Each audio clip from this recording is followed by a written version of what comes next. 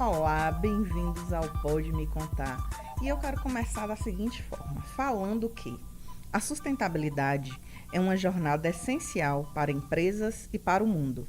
Mais do que um compromisso, é uma ação transformadora que busca equilibrar os interesses econômicos, sociais e ambientais. Seu impacto não é apenas nos negócios, mas na preservação do nosso planeta, oferecendo soluções inteligentes para garantir um futuro mais saudável e consciente. E com isso, eu apresento a nossa convidada, que ela é engenheira ambiental e de segurança do trabalho na Prisma Sustentare, é especialista em sustentabilidade e ESG, participa ativamente de palestras, consultorias, estudos, projetos e treinamentos. Seu compromisso como técnica de gestão ambiental compartilhada no Consórcio Intermunicipal do Vale do Rio São Francisco é surreal, né? E ela também atua como consultora de sustentabilidade no Instituto Évila Carreira.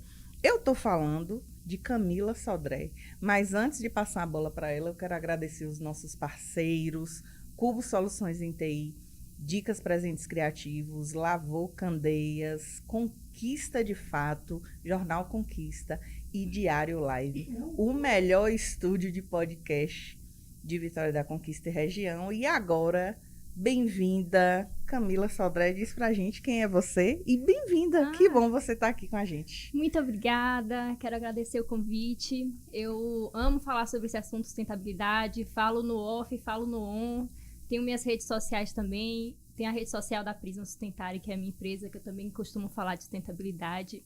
E como você leu aí, eu já tenho atuado, né, em diversos setores diferentes, no setor público, no setor privado, na educação. Então, assim, para mim é um assunto que eu não canso de falar.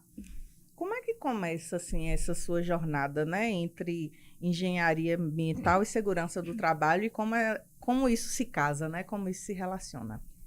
Então, desde mais novinha, eu não tinha, assim, uma carreira definida, não tinha algo que eu pensava em fazer desde sempre, mas eu sempre tive muito afinidade com ensinar, então eu sempre tive um perfil, assim, de professorinha. E, assim, a questão ambiental, ela sempre me chamou muita atenção, mesmo sem pensar nisso enquanto carreira, mas eu sempre fui aquela pessoa de reclamar com um colega que joga coisa no chão, lixo no chão, de procurar ter as coisas tudo limpinha, na hora da praia, juntar o lixo para poder ir embora.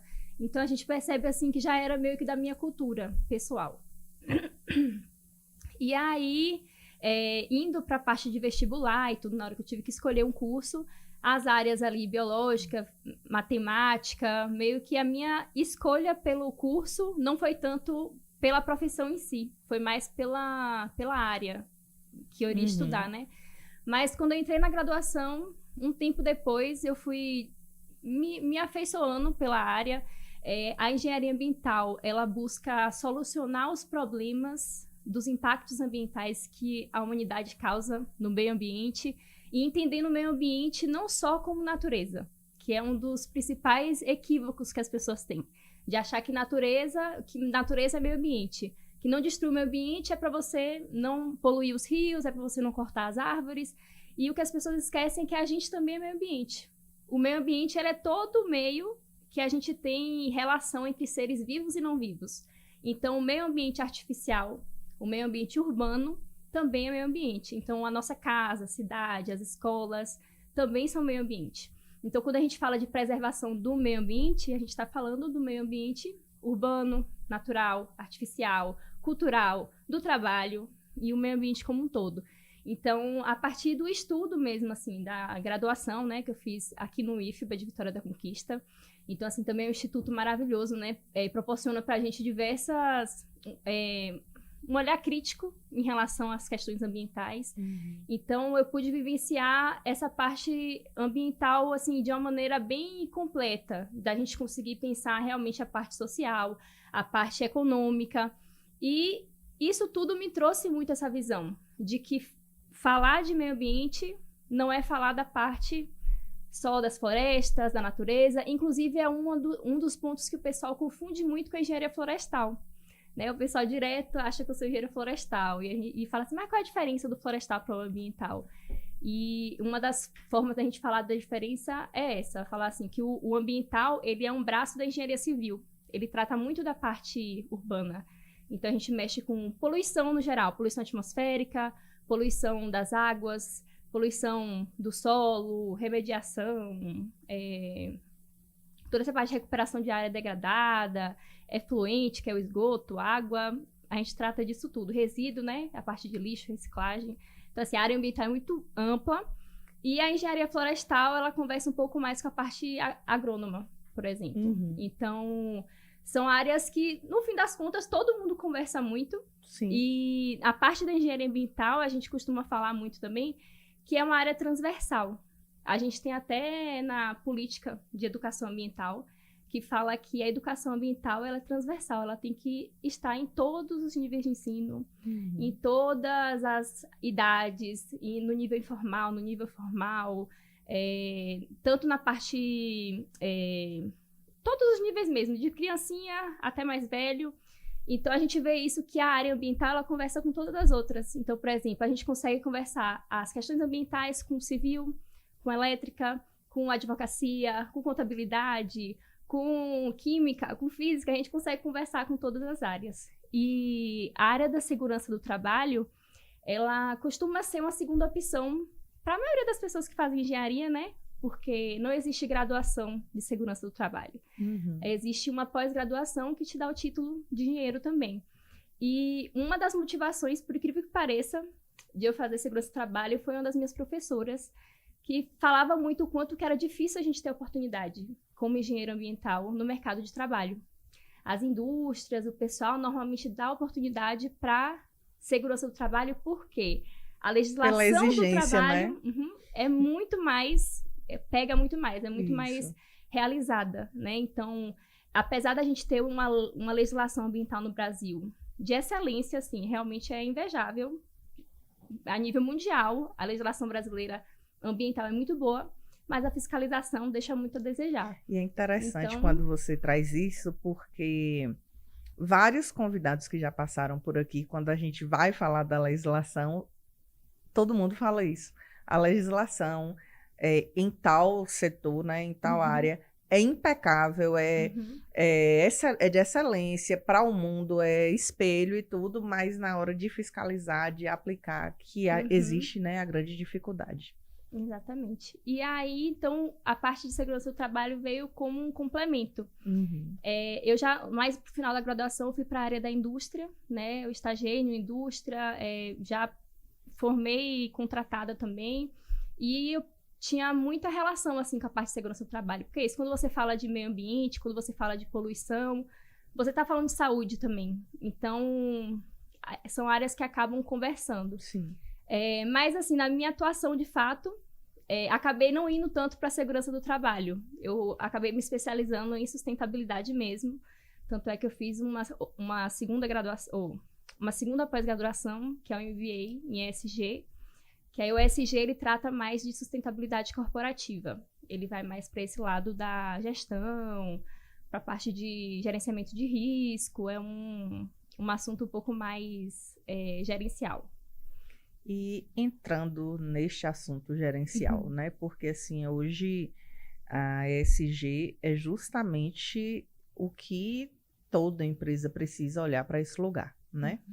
Da sustentabilidade na gestão e como é que a gente conversa com a sustentabilidade na gestão dos negócios, né? Sejam eles públicos ou privados, mas principalmente na área privada, né? Assim, como é que a gente trata a sustentabilidade dentro da gestão? Então, um dos grandes equívocos do ESG que a gente vê por aí é o pessoal falar de ESG como se estivesse falando das letras de uma maneira superficial, separada. Então, as pessoas falam assim, o E é de environmental, que é meio ambiente. Então, eu vou falar das questões ambientais. O S é de social, vou falar das coisas sociais da empresa. O G é de governança, vou falar sobre minhas práticas de governança. Pronto, minha empresa faz ESG. E é um grande equívoco. Por quê? Porque o ESG ele surgiu, na verdade, para poder conseguir contemplar uma necessidade do mercado, de investimento principalmente, em saber quais empresas que eles podem ou não colocar o seu dinheiro, a nível realmente de risco. Então, assim, será que essa empresa ela é sustentável para eu colocar o meu dinheiro? A palavra sustentável mesmo, no nível de... será que ela vai perpetuar ao longo do tempo? Será que ela é uma empresa durável? Será que foi uma reflexão até que a pandemia trouxe muito essa noção para as empresas, para as pessoas, do quanto que a gente tem que pensar em adaptabilidade, do quanto que a gente tem que pensar no quanto o nosso impacto impacta os outros também e o quanto que o impacto dos outros nos impacta e a gente tem que estar preparado para mudanças. Então, o ESG, ele tenta traduzir e converter os riscos de uma empresa em números e em métricas para que os investidores consigam olhar para aquela empresa, olhar para aqueles números e conseguirem perceber se aquela empresa é segura ou não para se investir. Então, isso só é possível a partir de um olhar especialista, a partir de um relatório, a partir de diagnósticos. Então, é um assunto um pouco difícil ainda, porque a gente tem pouca maturidade, assim, no nível de governança mesmo das empresas, de conseguirem deixar o negócio mais amarrado a nível de métrica mesmo. Então, por exemplo, quando as pessoas falam assim, quais são as suas práticas de ESG? A empresa fala, eu faço reciclagem. Eu tenho o lixo seletivo, né? Exatamente. Não, eu sigo todas as leis trabalhistas, os meus funcionários são felizes e tal. Mas assim, mas e o seu compromisso, né? Você tem que falar a nível de indicador. Daqui a 2030, você vai economizar quantos % de água, sabe? Reciclagem, você vai reciclar quantos % do seu resíduo gerado. Então, assim, é muito mais técnico do que o pessoal vem falando ultimamente. Dentro dessa parte do ESG também, que é uma das coisas que diferencia uma empresa que tem maturidade no tema ou não, é o que a gente chama de pesquisa de materialidade. São chamados temas materiais. Então, o que são temas materiais? Todas as empresas, elas têm o que a gente chama de partes interessadas, que a gente chama de stakeholder, né? Então, quais são as partes interessadas da empresa? São todas aquelas partes que, de alguma maneira, são impactadas ou que impactam a empresa. Então, seus clientes, seus fornecedores, a comunidade que ela está alocada, o governo, todas essas são partes interessadas. Então, a pesquisa de materialidade, ela vai tentar descobrir, a partir de um estudo com as partes interessadas, quais são os temas que aquela empresa tem que medir em relação aos seus impactos. Então, por exemplo, a empresa fala assim, eu tenho uma coleta seletiva maravilhosa, faço reciclagem e tudo. Mas, na conversa com seus stakeholders, se percebe que aquele não é um risco da empresa, aquele não é um tema material. O tema material daquela empresa é água, porque ela está num lugar de escassez hídrica, por exemplo. Mas aí, para a água, a empresa fecha o olho, porque ela fala assim, não, esse é um assunto muito delicado, não quero falar sobre isso. Mas dentro do ESG, ela não escolhe o que ela quer falar. Quem escolhe o que é que a empresa vai ter que divulgar são as pessoas afetadas por aquela empresa. Então, essa parte de tema material é algo muito novo, pelo menos pelo que eu percebo no mercado daqui, principalmente. Uhum. Eu ainda não consegui sensibilizar tanto as empresas da região em relação a isso. Então, eu percebo muito que o pessoal aqui ainda fala de ESG e de sustentabilidade de uma maneira bastante... Assim, é interessante que se fale, e tudo é um começo, sim, mas ainda de maneira bastante superficial e, como é que fala? Fantasiosa, sabe? E você me deu o gancho para uma outra pergunta, né? Qual é a maior dificuldade para a nossa região quando a gente fala desse tema, que é um tema, ele não é só atual, como ele é um tema para o futuro, né? Ao mesmo tempo que ele é um tema atualíssimo, ele é um tema também com olhos para o futuro. Então, assim, qual é a grande dificuldade para as empresas da nossa região entender a importância dessa temática, uma vez que nós estamos em uma cidade, em uma região cheia de indústria, com muitas grandes empresas que, inclusive, fomentam, né, emprego, renda, mas, além do emprego e renda, a gente precisa pensar na empresa para o futuro, e esse futuro tem a ver com ESG. Isso. Eu acredito que a maior dificuldade ainda é uma questão cultural mesmo. as empresas, elas têm muita dificuldade em mudar algo que está dando certo durante tanto tempo.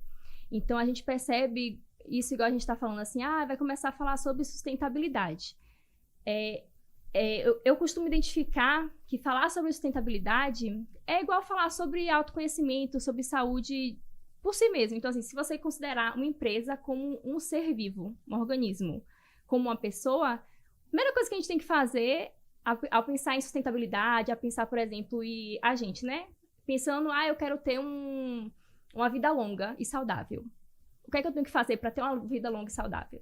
Eu tenho que primeiro olhar para dentro. Eu tenho que me autoconhecer. Quais são os meus problemas? Eu tenho problema de saúde? Em que é que eu preciso prestar mais atenção?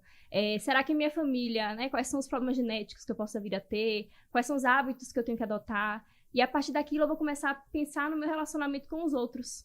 Vou pensar no meu relacionamento com a família, com os amigos. E a partir desse momento, o meu propósito na sociedade. E aí a gente começa a criar relações fortes e criar uma vida a partir do que eu consumo, do que eu descarto. A mesma coisa é a empresa.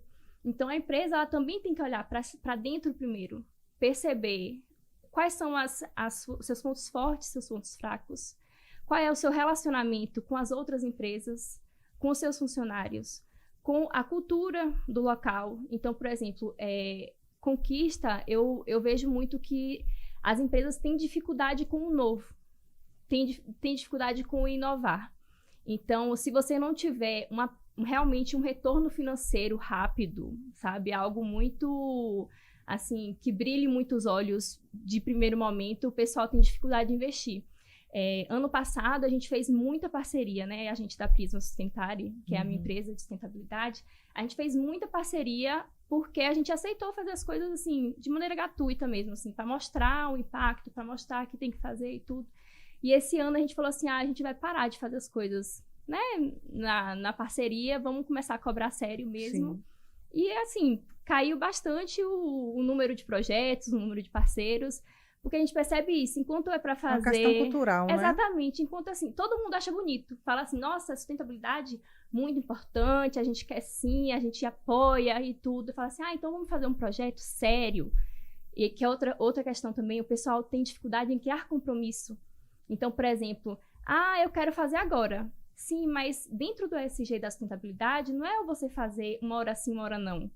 O que o ESG prega é que a empresa cria um compromisso forte por muito tempo com a sociedade, um compromisso público.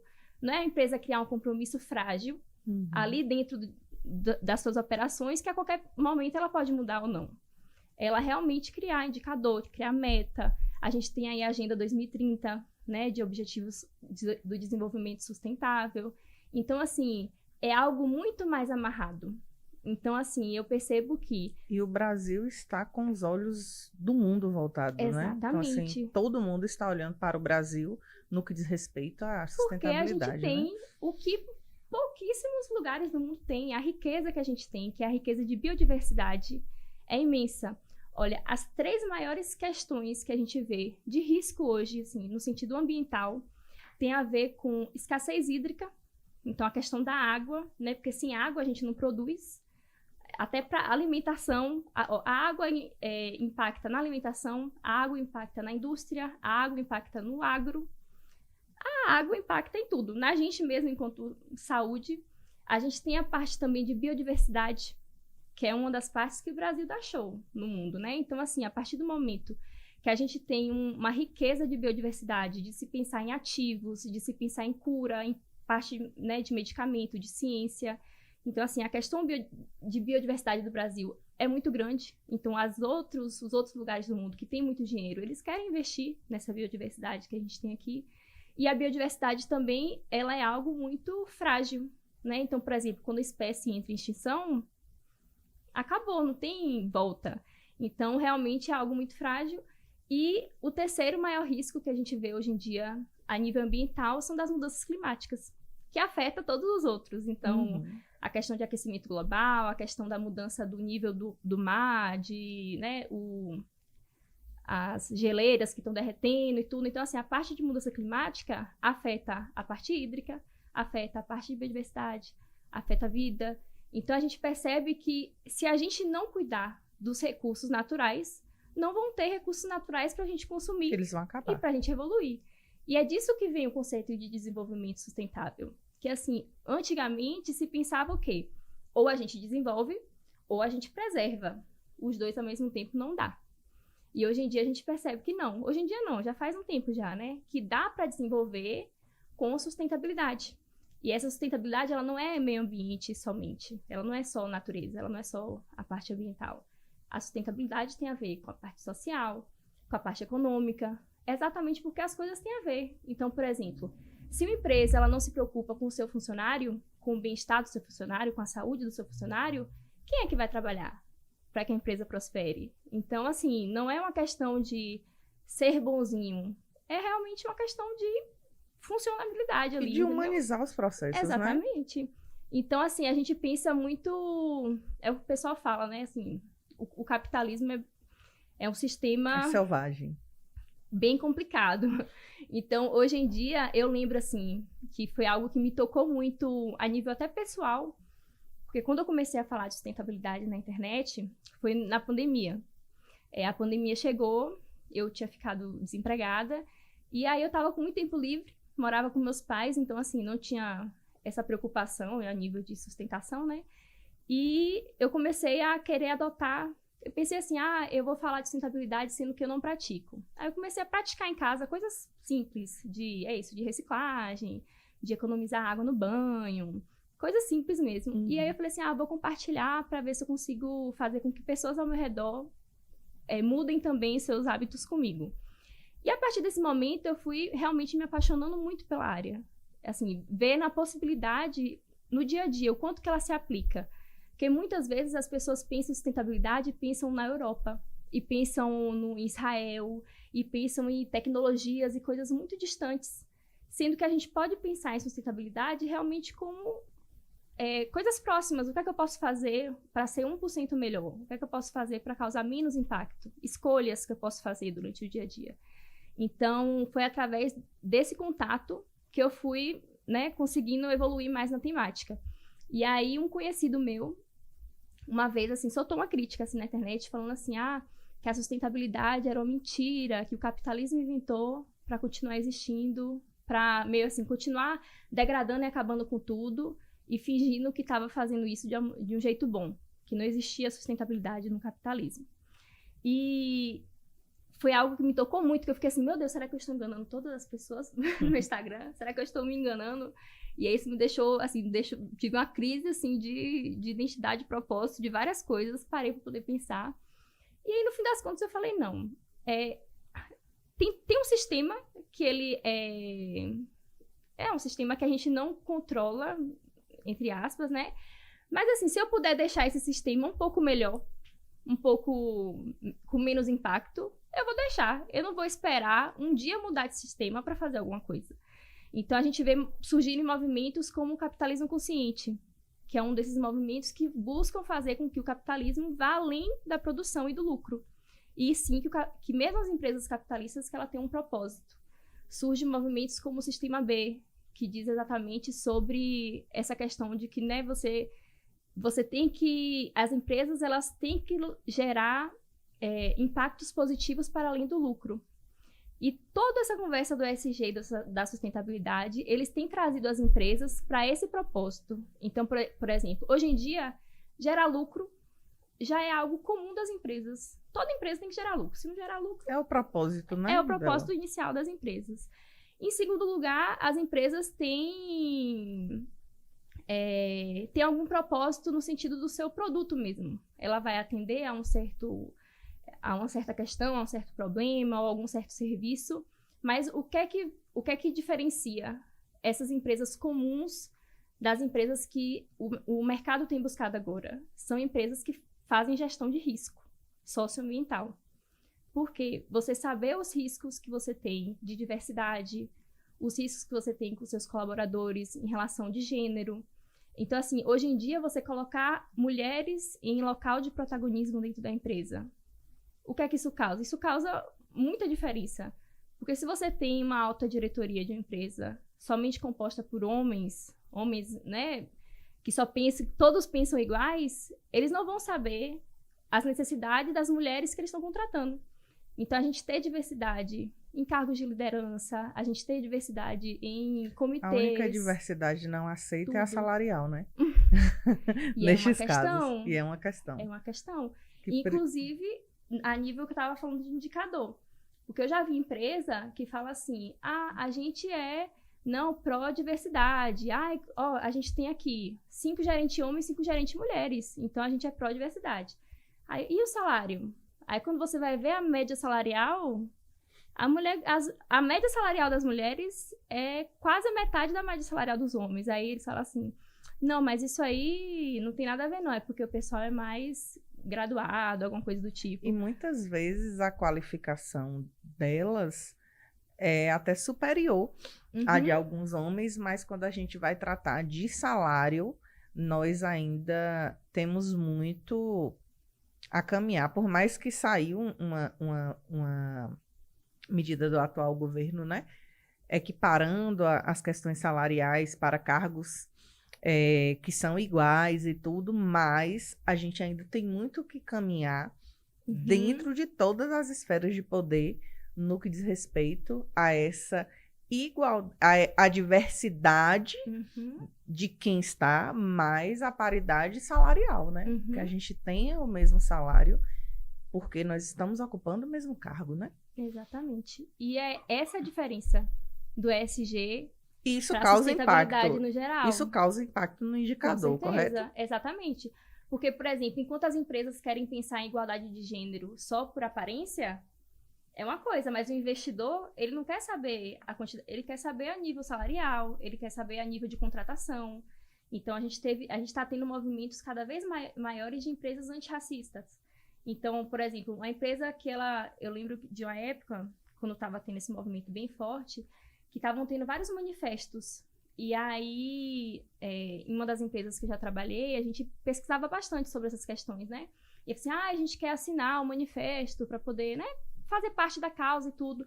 E o manifesto dizia que a empresa tinha que criar uma meta em relação a isso. Então, daqui a quanto tempo ela ia ter quantos negros em posição de poder para poder ela se dizer antirracista. Aí, sempre quando chega na hora do compromisso em si, é a hora que você percebe quem é a empresa ESG de verdade, e que está com compromisso com a sustentabilidade, e quais são aquelas que só querem vestir a camisa e sair bonita Você traz na questão, sabe? Uma coisa interessante, porque muita gente quer modificar a foto para entrar na moda. Eu vou usar esse termo, não é bem esse termo, mas eu vou usar ele.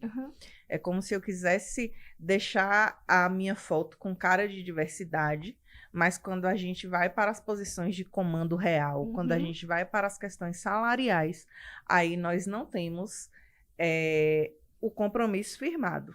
Eu tenho aqui, olha, eu tenho pessoas negras em posições de comando, e aí eu pergunto, qual é o salário que está recebendo?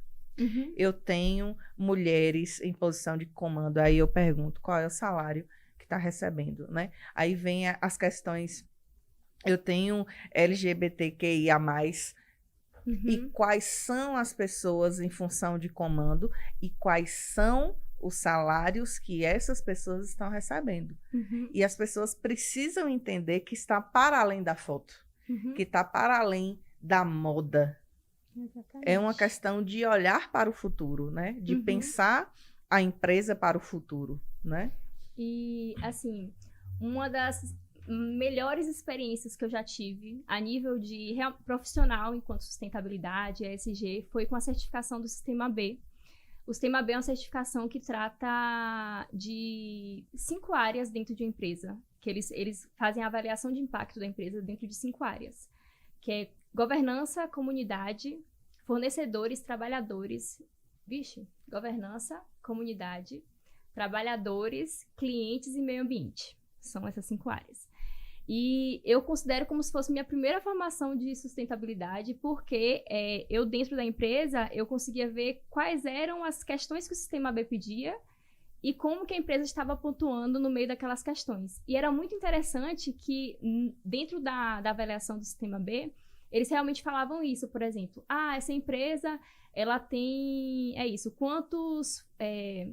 quantas mulheres em cargo de gerência? Você colocava lá um valor.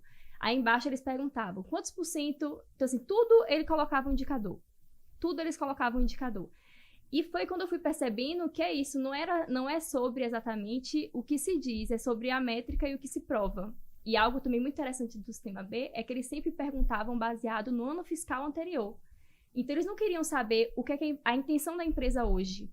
Eles queriam saber o que a empresa realmente fez ano passado. Que a empresa não tinha como mentir e falar assim, não, a partir de agora eu vou fazer. Não, o que é que você fez ano passado? E você tinha que provar. Então, assim, é uma das certificações que, quando eu vejo, eu realmente dou muito valor.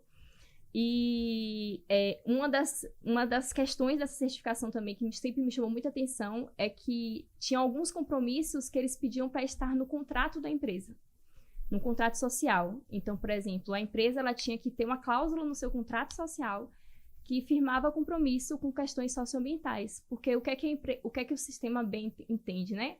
Que a partir de quando você tem um compromisso ou contratual, ou com base em uma política, ou com base em metas públicas, por mais que os funcionários mudem, a empresa ela vai continuar tendo esse compromisso. Então, tá lá na espinha dorsal da empresa, né? Exatamente. Então, é você tentar fazer com que essas questões sejam sustentáveis de fato dentro da empresa. Que elas não dependam de uma pessoa, né? Porque às vezes, por exemplo, acontece muito de uma empresa, por exemplo, ela ter causas ótimas, maravilhosas, e aí, por exemplo, o genitor lá morre. E aí os seus filhos têm dificuldade de dar continuidade porque cada um pensa de um jeito. E aí a empresa acaba se desfazendo. Então, a partir do momento que a gente tem algo que está lá no DNA da empresa e que perpassa para a cultura das pessoas. Então, todo mundo que chega tem que ter aquela cultura. E é algo que a gente vê, por exemplo, na geração atual. Que a geração Z, ela não consegue mais trabalhar em locais que eles não se identificam. Isso tem tido pesquisas e pesquisas atualmente que mostram que é uma geração que trabalha muito por propósito, né? Eu li uma reportagem recentemente falando justamente isso, que ela não está nem preocupada com o salário, não que o salário não seja uma preocupação, mas é no sentido de eu não me sinto bem, eu não me identifico, eu não fico. E eu acho isso revolucionário para os nossos tempos. Sim. É a hora desse choque, dessas gerações se encontrarem e de gerações anteriores entender, eu preciso mudar para as gerações que estão chegando, né? E a gente percebe que essas gerações novas conversam de novo com o ESG. Porque o ESG, ele vai tratar realmente de propósito. Então é isso, uma vez a empresa, ela não tem mais só que solucionar um problema e gerar um lucro. Ela precisa também estar comprometida com os seus impactos socioambientais. Ela tem que não só reconhecer quais são os impactos que ela gera, como ela tem que fazer esse estudo, ela tem que publicar isso e ela tem que dizer qual é o compromisso dela com isso. E o que ela cumpriu de fato, Exatamente. Né? Então, a gente tem, além de você criar um compromisso dessa empresa, você tem também a questão que a gente chama de relatos integrados, né? É isso. Eu finalizei meu MBA em ESG recentemente, né? Nesse mês passado. E aí, eu estou desenvolvendo uma metodologia de implementação do ESG em empresas. O que acontece? É isso. É um assunto muito diverso. É um assunto extenso, que conversa com todas as áreas das empresas. E, assim, a gente não tem um consenso. A gente não tem uma lei, uma norma que vai falar sobre ESG, de fato, exatamente porque o ESG vai depender da empresa, vai depender de muitas coisas. Então, quando a gente pensa em ESG, a gente pensa muito em algo identitário da empresa ali, e você vai desenvolvendo à medida da conversa com as partes interessadas, do planejamento estratégico. Então, realmente é algo muito personalizável. Você não consegue criar uma fórmula mágica que você vai dar para todo mundo. Então, por exemplo, eu tenho empresa, sei lá, fabrico bebidas. Eu não tenho como pegar as metas de ESG de uma outra empresa que fabrica bebida, mesmo que ela seja do mesmo tamanho que a minha e que fabrique o mesmo tipo de produto, porque os trabalhadores dela não são iguais aos meus, a história dela não é igual à minha, o local que ela está implantada não é igual ao meu. Então, dentro desses últimos meses, eu venho desenvolvendo um método de implementação do ESG em empresas, né? Eu já estou aí com ele quase pronto, que são os 7 passos de como implementar o ESG na empresa. Então, em breve, já vou estar aí disponível. Spoiler, viu, gente? Exatamente. Em breve, já vou estar disponível aí para as empresas de Vitória da Conquista, região, Bahia, porque realmente, assim, a gente vê que tem dificuldade no mercado. Muitas empresas, elas querem falar sobre esse assunto, mas elas estão perdidas. Aquilo que eu falei sobre a questão da sopa de letrinhas, né? Uhum. É pensar no ambiental, social e governança de uma maneira... Às vezes, falta um profissional que tenha um olhar profissional mesmo. Então, hoje em dia, a gente percebe que para a empresa ter a questão do ESG, ela precisa ter acompanhamento, porque ela precisa olhar para dentro primeiro, conseguir identificar quais são os seus temas materiais, quais são os seus riscos, depois vai ter que identificar quais são os compromissos que ela vai ter que adotar perante os seus riscos, quais são os indicadores que ela vai usar para medir esses compromissos.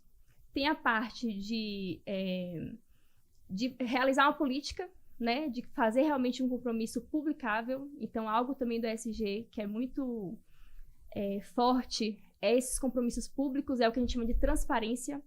O ESG trouxe para o negócio, para o mundo corporativo, essa questão de transparência muito forte, que é algo que os investidores pedem muito, né? Assim, quem não deve não teme, então os números têm que estar à mostra. E a parte de engajamento, de capacitação, porque também não adianta nada ter lá uma política na empresa que fala sobre compromissos e você vai perguntar na empresa e o trabalhador não sabe. Então, assim, tá no papel ou tá sendo implementado? Aí não adianta É muita uma outra coisa, questão. né? Se você... E, no fim das contas, depois que a gente tem tudo isso, a gente tem que fazer um relatório. Então, a ideia é você criar um sistema de ESG dentro da empresa, realmente mudar a cultura da empresa para aquele ESG e você publicar relatórios ano a ano. Tem relatório que é anual, tem relatório que é bianual, porque é através do relatório que a empresa vai se comunicar com as suas partes interessadas. Inclusive vai se vender, né? Sim. Ela vai atrair investimento. E vai também conseguir mostrar a sua evolução. Sim. Então, muita empresa tem dificuldade em falar, quando a gente fala assim, né? Vocês vão precisar, os seus temas materiais não estão no seu controle. Quem vai decidir o tema material não é só você, é sua parte interessada também. A empresa fica com medo, fala, como é que eu vou falar? Por exemplo, não tenho nenhuma mulher no meu cargo de liderança. Como é que eu vou falar isso, sabe? Não, você fala que você tem essa falha, assim, esse ponto a melhorar. Mas o que é que vai fazer a diferença ou não é o que ela faz com isso. É o compromisso que ela vai atingir a partir dali, sabe? Então, o que as empresas elas têm que ter certeza é que muito mais do que apontar o dedo e criticar e dar... O que o mercado está interessado, na verdade, são nas mudanças. Então, assim, nenhuma empresa é perfeita. Ninguém é perfeito, na verdade. Sim. Então, nenhuma empresa é perfeita também. Mas o que muda muito é o quê? A vontade de mudar. A vontade de se comprometer, de entender os seus erros, de entender os seus riscos. Então, a partir do momento que a empresa quer fechar os olhos para os seus riscos, para as suas partes frágeis, ela não está sendo sustentável. Porque é naquele risco ali que ela pode acabar, né? Então, a gente tem muito essas questões, assim. Tanto na parte ambiental, como na parte de segurança do trabalho, como na parte financeira também, né? Porque risco contábil é uma das grandes questões em empresas também. Com certeza. Nos próprios relatórios de gestão, né? Nos relatórios que são para as empresas que estão obrigadas a fazer a publicação de seus relatórios contábeis, lá nas notas explicativas, a gente tem que dizer o que a gestão está fazendo, a questão da governança, a questão da sustentabilidade. Exatamente. Então, assim, existem muitos profissionais falando em contabilidade ambiental há muitos anos. Uhum. Meu primeiro contato com contabilidade ambiental foi em 2012. Assim, de o olho falar, nossa, a gente precisa olhar para cá. Uhum. Então, é um tema atual que vem já há algum tempo e que é um olhar para o futuro. Quando a gente pensa nas empresas que querem, de fato, se manter e nas empresas que querem crescer, logicamente. Exatamente. Porque, assim, a gente precisa pensar numa empresa que tenha essa sustentabilidade financeira, ambiental, de gestão e de pessoas, Uhum. né? Exatamente. Porque se correlacionam. E hoje em dia, a gente tem uma outra questão que é a tal da produtividade, né? Uhum. Então, assim, a gente vive num momento que nós estamos forçados e forjados a produzir o tempo inteiro. A pandemia acelerou isso, essa coisa da gente estar o tempo inteiro disponível e mostrando que está produzindo, mas aí, como é que essa alta produtividade, alta performance, temos que ser profissionais de alta performance, como é que isso conversa com a sustentabilidade e como é que isso conversa com a saúde Uhum. do profissional dentro das empresas, no seu modo de ver, né? Não, achei muito interessante porque realmente é isso, sustentabilidade dá para conversar com todas as temáticas. Inclusive quando você fala assim, alta performance e tudo, se a gente for parar até a nível de atleta, um atleta de alta performance, ele não está em alta performance o tempo todo, né? Quando a gente tem esses momentos de alta performance, normalmente eles são por um curto período de tempo. Então, o que a gente percebe das empresas que têm, por exemplo, formas de entregas diferentes, de produtividade diferente, elas podem ter uma jornada de trabalho diferente também. Então, a gente vê na Europa diversos países adotando a jornada de 4 horas, ou de 4 dias da semana, por exemplo, né? Então, o que se percebe a nível de sustentabilidade é exatamente o mercado que vai se adaptando à medida que as coisas vão mudando.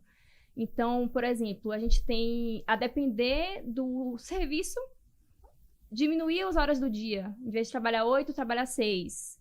Ou então, diminuir a quantidade de dias por semana. De vez de trabalhar 6 dias, trabalha 4. Então, a gente percebe que não há uma regra, mas o que tem que haver dentro da empresa é espaço para experimentar e para tentar mudar. Porque o que acontece? Toda empresa, todo trabalho, na verdade, ele visa atender uma certa demanda. Então, assim, a gente tem que buscar formas de atender essa demanda de uma maneira saudável. Não adianta nada o funcionário estar cumprindo 40 horas semanais, tá doente, tá infeliz e, querendo ou não, vai impactar a produtividade dele. Volta a falar de produtividade. Então, assim, não é só a questão bonita de falar assim, empresa humanizada, porque é bonita. Não, gente, é porque realmente é vantajoso financeiramente para a empresa ter um funcionário feliz, ter um funcionário que está satisfeito com o que ele ganha. Muita empresa espera perder o funcionário para poder dizer assim, não, eu te pago a mais. E fala assim, gente, por que não estava pagando então? Se dava para pagar a pessoa esse valor. Se não, para fazer essa proposta, por que não fez antes, de né? perder? Então, o que eu vejo muito é isso. É que realmente sustentabilidade conversa com tudo isso. Conversa com questão de saúde, conversa com questão de propósito. Eu acredito que é uma outra questão também muito forte de que as pessoas, aquilo que a gente falou da geração Z, né? De que os funcionários, os colaboradores, as pessoas que trabalham, elas têm que estar vendo o propósito naquilo que elas fazem. Se elas não estão vendo o propósito, se elas começam a estar infelizes, não vai render, né? Uma pessoa que está ali trabalhando 10 horas animada com propósito, ela vai produzir muito mais do que uma que fica 40 e não faz questão daquilo que está fazendo. Então, eu acredito muito que é esse olhar, a escuta ativa, então você ter um ambiente confortável para conversa, para feedbacks. Então, a gente tem muito também essa questão de relação mesmo trabalhista, né? De você ter... Por mais que você tenha uma hierarquia dentro de empresas, mas de você ter sistemas que dão aos funcionários a oportunidade de serem ouvidos. Muita coisa na área do ESG também, nessa parte de governança do ESG, fala muito sobre políticas de anticorrupção, fala muito sobre política de bem-estar do trabalhador. É a questão do relacionamento, né? Que vem disso, exatamente. De, por exemplo, você ter um canal de escuta, você ter espaços seguros para que o profissional possa falar sobre a sua situação, sobre... Porque ninguém sabe mais sobre aquele trabalho do que quem está lá trabalhando. Então, o que acontece muito em empresas inovadoras? De colocar escuta a nível de produto, a nível de operação, no chão de fábrica mesmo. De ver lá com aquela pessoa que está lá, operando máquina, o que é que ela acha que deveria ser feito para o desenvolvimento de produto. Às vezes, aquele rapaz ali, ele vai saber responder melhor do que alguém que tem uma graduação muito especializada, que está só na teoria, que não está com a mão na massa. Porque o operacional, ele conversa diretamente com o serviço. Uhum. Né? Porque muitas vezes eu, que de vez em quando vejo, tenho uma visão. Eu posso até entender, né? Eu me especializei em determinada coisa, eu entendo como é que é o processo na teoria, mas quem está praticando, quem está executando é que vai dizer, ó, não fica legal essa caneca aqui. Porque está ali na execução. Então, é muito importante que a gente escute quem está, de fato, operacionalizando o processo, para que a gente entenda como é que esse processo acontece. Eu faço um trabalho muito nesse sentido de conversar com os colaboradores. Então, eu sento, converso, e até quando eu vou montar um procedimento operacional padrão, eu sento e pergunto, como é que você faz? Como é que fica melhor para você? E dentro disso aí, a gente vai colocando, mas eu preciso também entender que eu consigo operacionalizar de uma forma e você de outra. Exatamente. Então, até esse procedimento operacional padrão, ele precisa ser adaptável à realidade de quem está operacionalizando.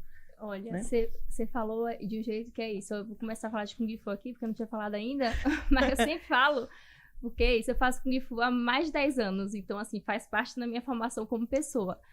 E tudo na minha vida sempre volta um pouco para uns ensinamentos que a gente aprende lá. Então, por exemplo, é a mesma arte marcial, são os mesmos movimentos que são ensinados para todo mundo, mas cada um vai fazer da sua maneira. Porque cada um tem um braço, cada um tem uma perna, cada um tem um sistema, tem um organismo uma força completamente diferente. Então é a mesma coisa. Por mais que a gente tenha padrões, por mais que a gente tenha formas de se fazer, cada ser é um universo.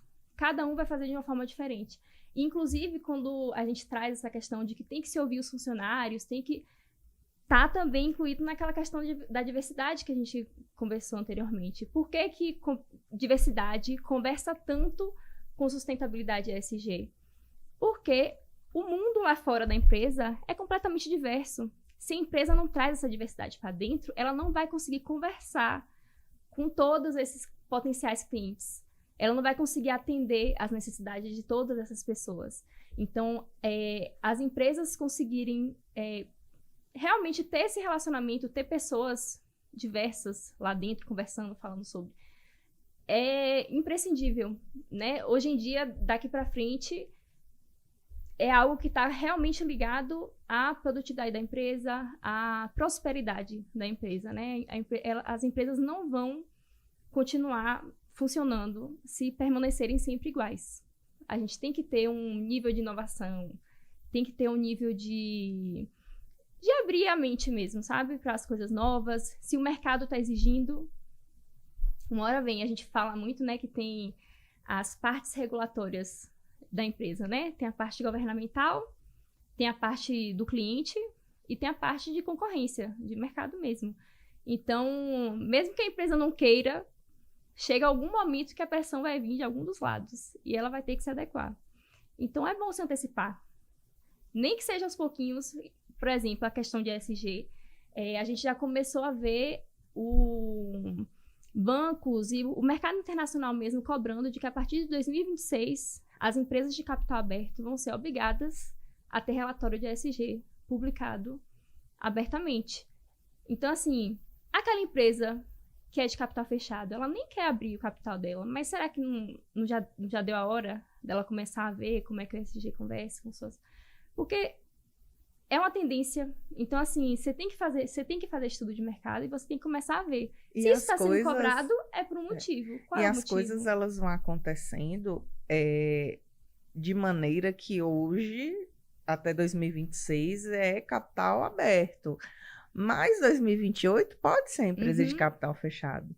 Né? Quando a gente começou a pensar nas normas internacionais de contabilidade, eu ainda estava eu nem tinha iniciado uma graduação em contabilidade, né? Eu estava trabalhando ali numa contabilidade e já estava se falando em normas internacionais e parecia uma coisa distante. Uhum.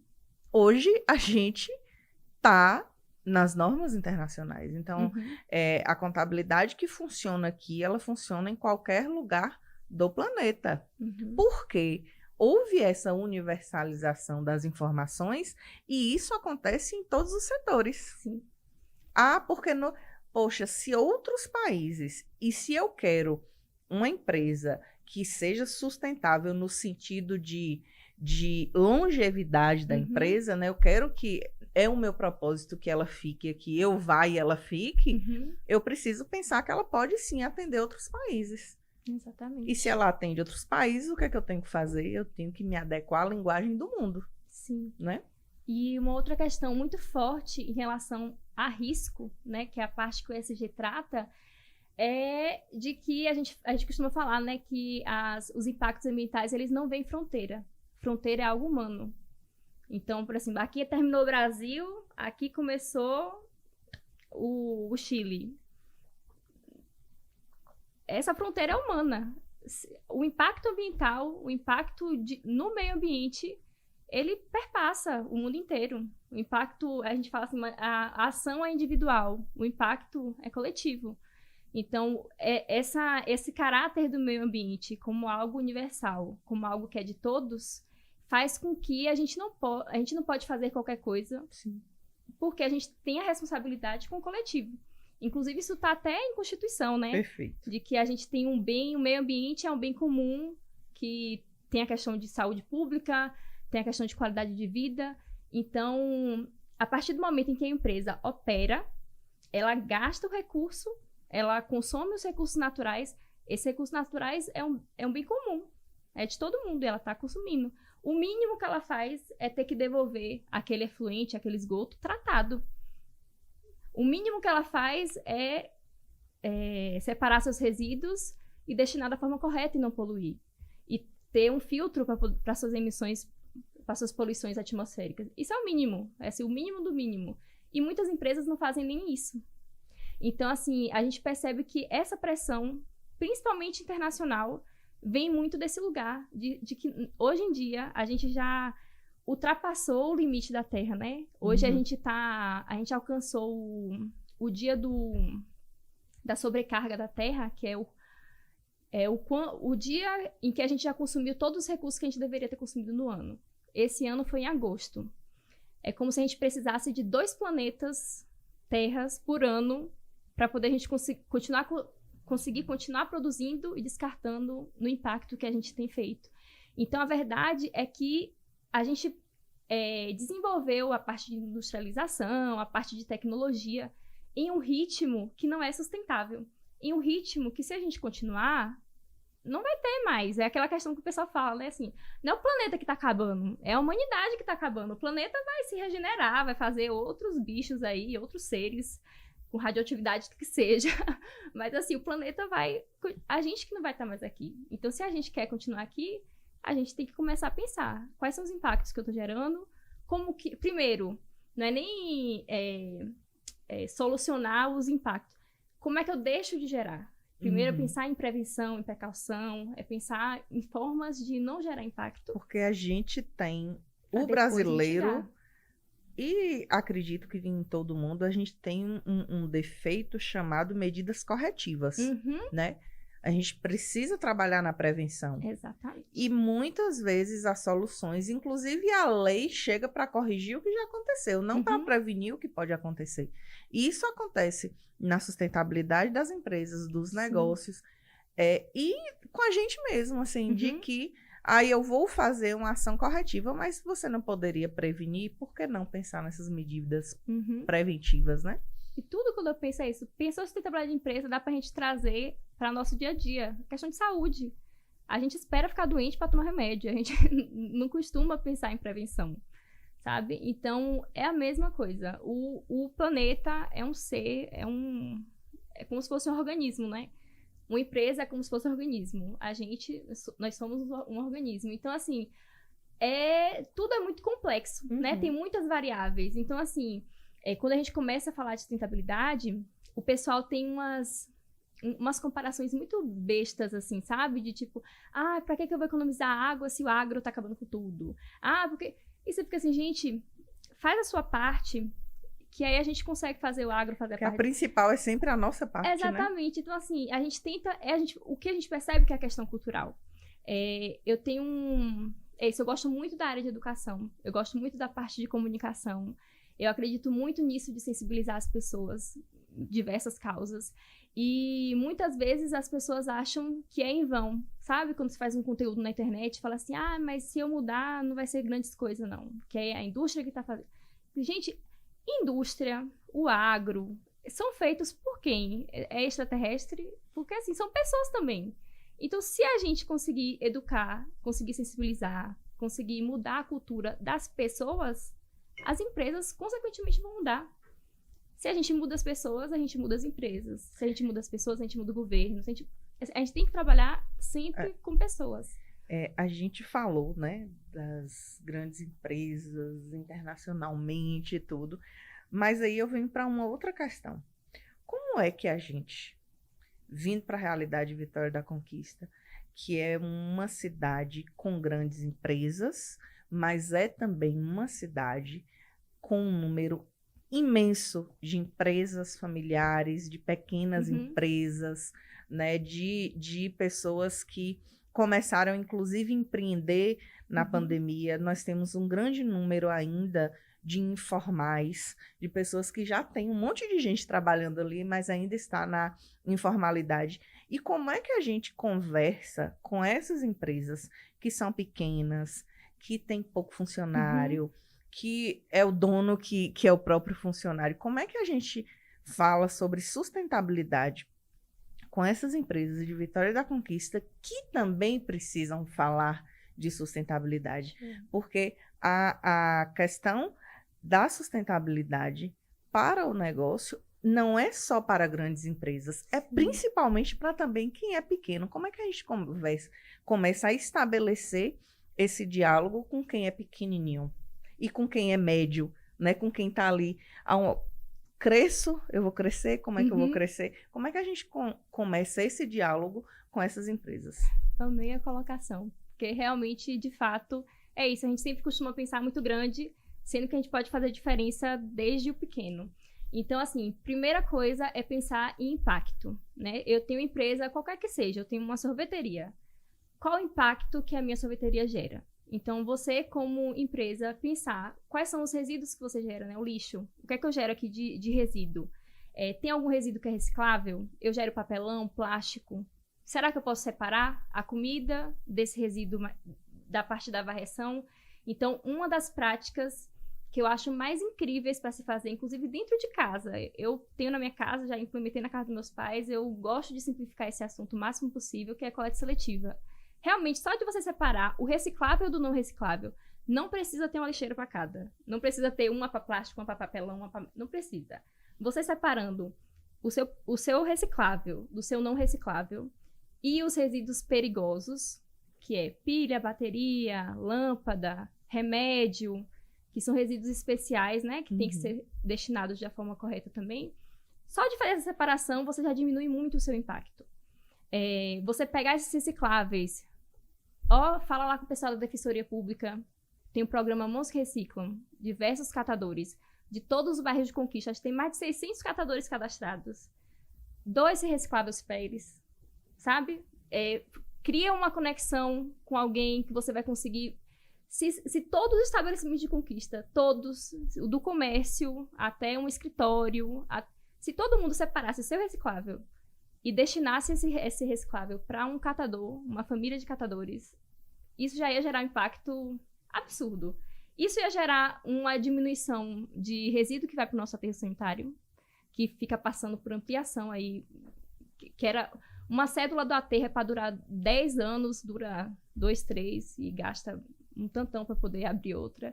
Então, a gente tem um impacto direto no social, no ambiental e no econômico. Só falando em reciclagem. E falando com pequenas pessoas. Às vezes, dentro de casa. Você nem sabe do negócio. Dentro de casa, a gente consegue fazer isso. Então, assim, eu gosto muito de trazer o exemplo da reciclagem para falar de coisas pequenas. Tem a parte de digitalização das coisas. Então, é isso, a gente consegue perceber realmente na operação da empresa. Como é que eu posso deixar de gerar resíduo? Então, será que tem algum processo que eu não preciso imprimir? Né? Se eu vou, né, mandar uma impressão, se eu posso mandar por e-mail? Será que não tem algo que eu possa fazer via online, que eu não precise fazer normal? A questão de comprar também. Então, por exemplo, será que não tem um fornecedor local que eu possa comprar? Será que eu não consigo negociar com ele alguma coisa? Porque pensa aí, uma carga que vem de São Paulo e uma carga que vem, sei lá, aqui de Feira de Santana para cá é um impacto ambiental, a nível de combustível, a nível de poluição atmosférica. Uma carreta que vem de São Paulo é um impacto maior. Então, realmente, para as empresas pequenas mesmo pensarem em impacto, elas têm que pensar quais são os impactos que elas geram e a nível pontual, sabe? De pouquinho em pouquinho, não precisa abraçar o mundo. A gente costuma muito falar isso sobre as questões mesmo das empresas, de que a gente não precisa abraçar os 17 objetivos e fazer tudo, não precisa. Você escolhe um, implementa. A partir do momento que você percebeu que virou cultura, que a empresa já está com facilidade, faz mais outro. Que a questão é isso, é ser sustentável. É ir ficando mais fácil. Igual dieta restritiva. Tem gente que fala assim, nossa, eu vou cortar tudo. Não dura... uma semana. Exatamente. Mas se você... não, vou cortar só o açúcar só do café. Agora eu vou cortar o açúcar do suco também. Quando você menos percebe, você já tá ali com a dieta muito mais equilibrada, com uma alimentação muito melhor. Então dá pra gente fazer aos pouquinhos também. Parece que a hora... nem assim, a gente conversaria mais horas e horas, mas a hora passou rapidão. E assim, Nossa, porque é um tema que ele é urgente, né? Assim, é um tema que ele é urgente, e ele é urgente porque nós estamos falando de presente e de futuro. A gente está pensando no que nós somos e o que nós queremos deixar para quem vem, né? Qual é o planeta que eu quero deixar para a geração que vem depois da minha. Sim. Né? Então, sem utopia mesmo. Sim. É pensando no futuro, e o futuro está acontecendo nesse momento, né? O futuro, ele acontece também no presente, porque é nossa responsabilidade pensar em um ambiente e um meio ambiente mais saudável para que a gente possa, inclusive, ter meios de sobreviver. Sim. Que a gente possa, inclusive, ter meios de sobreviver. Então, já de antemão, eu quero agradecer demais a sua participação aqui. Você está aqui com a gente, falando um pouquinho de sua experiência, trazendo essa experiência, compartilhando com a gente, compartilhando com a nossa audiência, e você não escapar do quadro do nosso programa, que se chama O Momento Meias Palavras, onde eu falo uma frase e você completa ela. Okay. Então, aí é com você. Eu só vou falar e você completa. Então, eu vou iniciar contigo. Eu não dou chance para... desonestidade. Não tenho coragem de... pular de paraquedas. Boa. Tenho vontade de... viajar o Brasil todo. Se eu pudesse, eu mudava... pra praia. Minha maior inspiração? Ai, meu pai. Foi a primeira que veio aqui na minha cabeça agora. É uma pessoa muito trabalhadora, muito honesta, muito justa, e que eu me inspiro muito a nível pessoal e profissional. Que bacana. Camila, muito obrigada pela sua participação aqui com a gente. Deixa um recadinho aí para quem vai nos ouvir, né? Hoje, amanhã, no futuro, porque tá aí, tá eternizado, e aí deixa seu recado. Queria agradecer muito o convite. É isso, eu não me canso de falar sustentabilidade.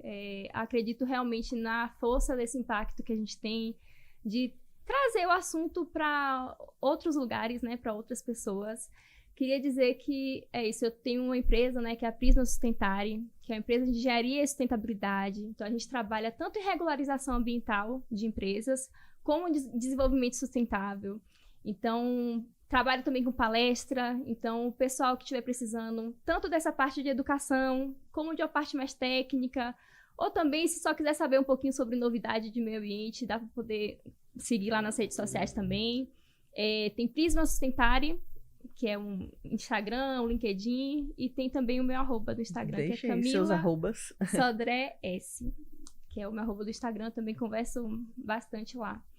E dizer isso, pessoal, que sustentabilidade não é algo complicado, é algo muito simples.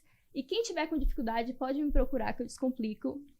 E assim, a sua parte só você pode fazer. Então vamos parar de terceirizar culpas e de apontar o dedo e julgar os outros. E vamos tentar pensar um pouquinho mais no nosso poder enquanto cidadão, enquanto pessoa, e enquanto ser vivo, né? Que tem um propósito aqui nesse planeta.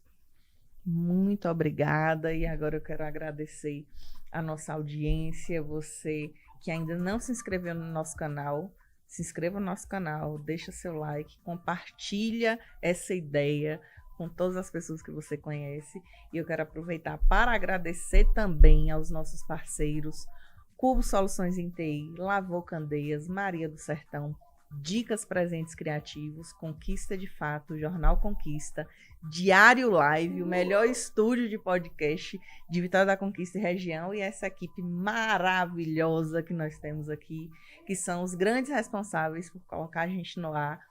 Até a próxima semana, e eu estou esperando por vocês.